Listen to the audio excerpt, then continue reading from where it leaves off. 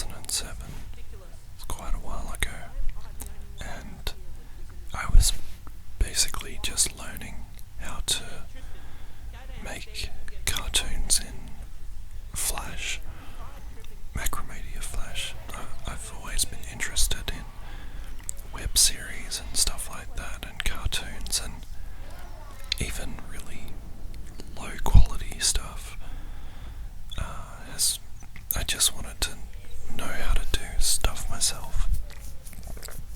So I went about trying to learn how to make my own, and it was pretty easy, but also extremely time consuming and monotonous.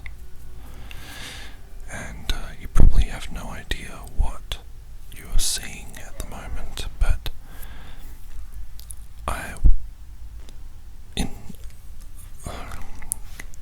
in Australian politics, like, I hate politics in general, but having to listen to this stuff on the news every single day, it's just overwhelming.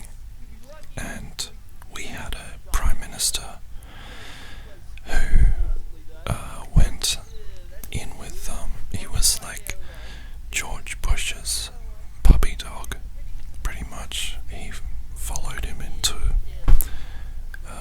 Afghanistan and Iraq, the coalition of the willing, some shit. And he was just he was very out of touch, and I personally had it with listening to him, and this was my way of dealing with it, was to make an animation about the leaders of the country and how they were so out of touch with everyone. And we have this show called Question Time in Australia, and it's basically just listening to politicians yell at each other and call each other stupid names. So that's where this scene takes place, or had its idea from. And I find watching the show quite hilarious sometimes. It's just like watching a bunch of children fight each other. But Australian politics is just really ridiculous and dull, and nothing ever changes really. I never notice any changes, and the politicians always get away with murder, and nothing ever happens to them, and nothing ever happens really for the country that I notice. No changes really. Everything is the same. Nothing ever gets better or worse.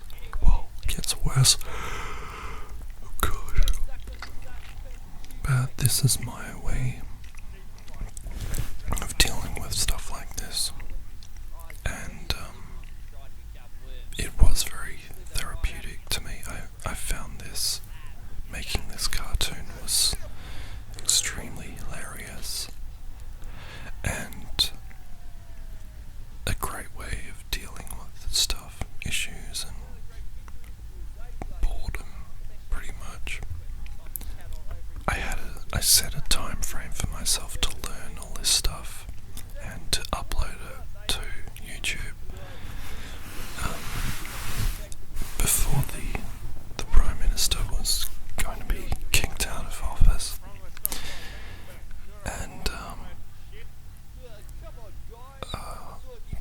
yeah, this cartoon is really vulgar and doesn't really have my views at the moment. Anyway, this was done quite a long time ago.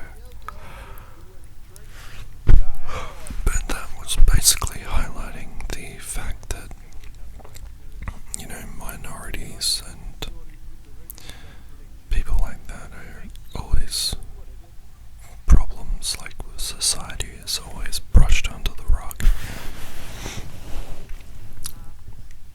And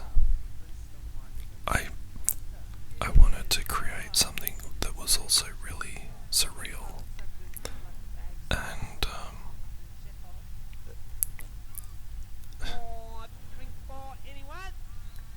yeah, a lot of references no one would ever get.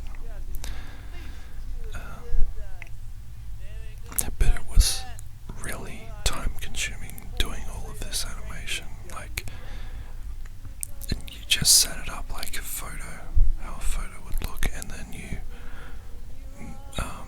have to move the pieces of the image that you want. Like the mouths, that's pretty much it's. I got a lot of inspiration from Monty Python and Terry Gilliam's animations. I love that stuff. And of course, South Park. Very cheap looking animation. But I had to draw all the backgrounds and everything and all the characters. And I just used their real faces. I would love to do more animations, but oh my god, it took so long to do this.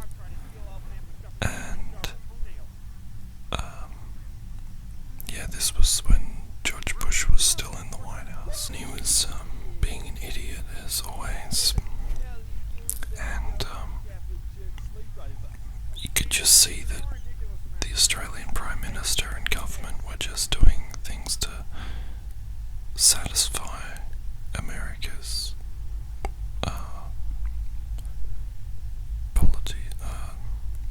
interests. I try and avoid politics, hearing about it on the news, but it's pretty hard in this day and age.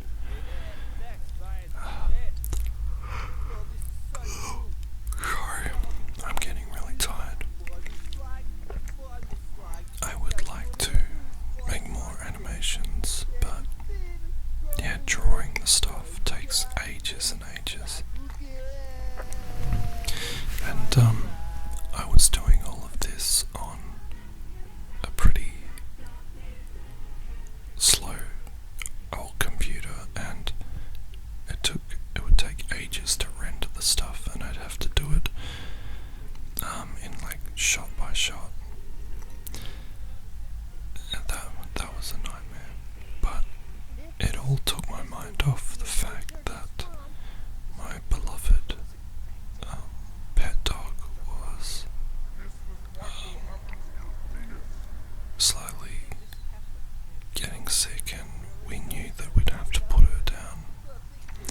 I thought we had a few more months with her, but in September of 2007 we had to make the decision to put her down, and that ripped my world apart. So the way of dealing with it was to bury myself in making this as absurd as I possibly could.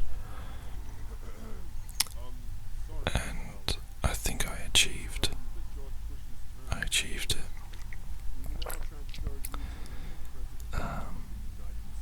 I was on.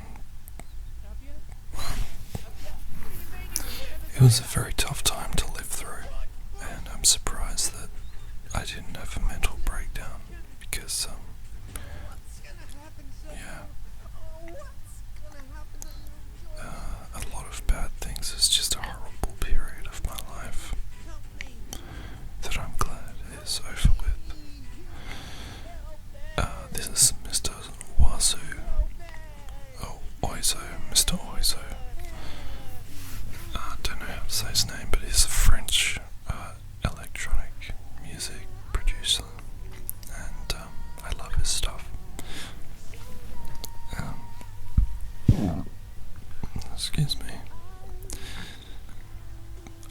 Yeah. this is really offensive, so I'm sorry. I guess what I should be saying is what the whole plot of this movie is, if you have no idea. So,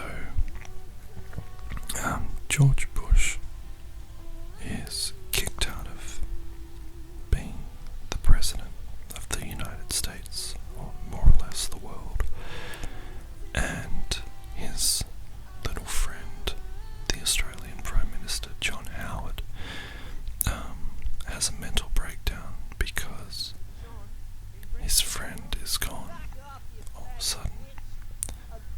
And I don't know how I got to this point or what. I just had the initial idea of making it like Frankenstein's monster. And so John Howard makes his own George Bush out of God knows what. And it was so surreal. Like, I mean, this fairy comes out of the sink and consoles Jeanette Howard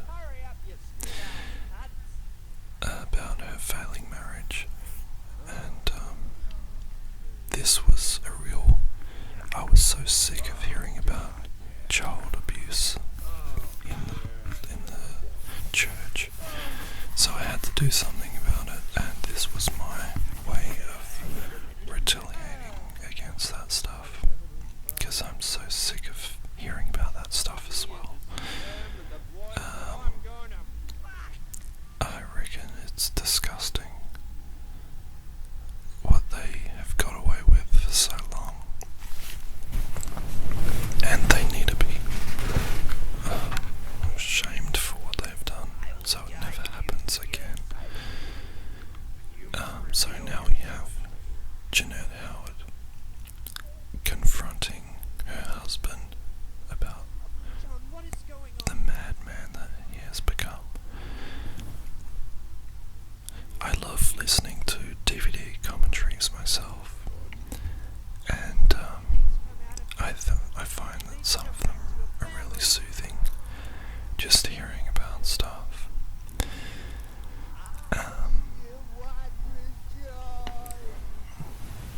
Like little tidbits that you would have never known, and what was the director's intentions and stuff. So, the George Bush doll comes alive and instructs John Howard to kill his pregnant wife.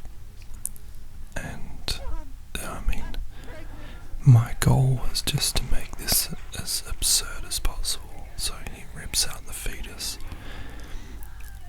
and throws it at the wall, and it creates a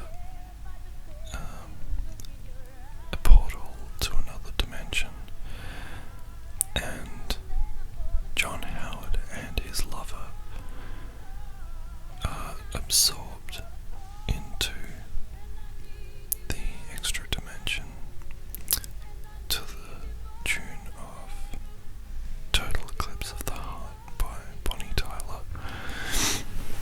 I really like this song, and find it really hilarious as well, that it's so powerful. And I was really influenced, like, how could I use this song and really take the piss out of these guys, and how ridiculous they are seen in the public's eyes. And to finish it off, of course, sex jokes never get tired. I never get tired of sex jokes, and that is a giant worm. So, I hope you enjoyed this. I made another animation before this, but it was very, very crude, and yeah, I don't think it was very racist as well, so no, I won't be uploading that one, but I hope you enjoyed this, and it was on my other channel that I had made, and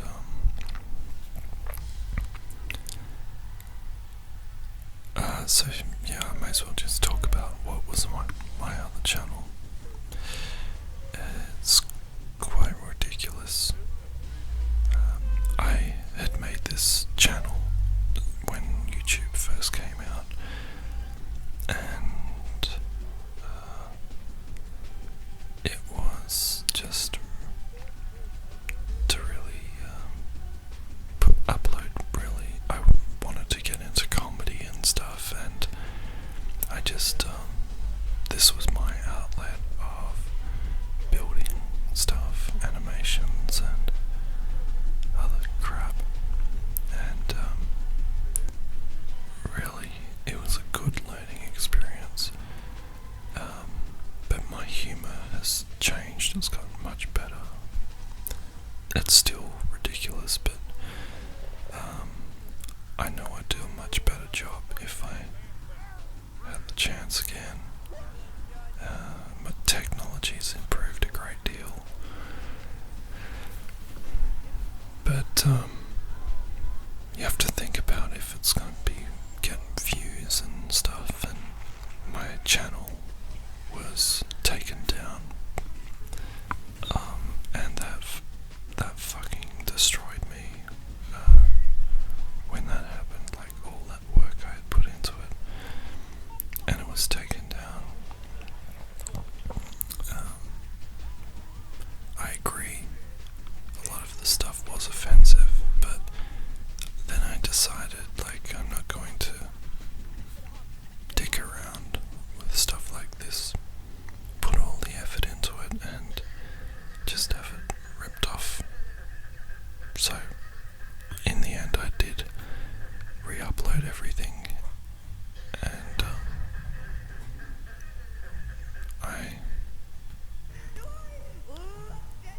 I got my vengeance, and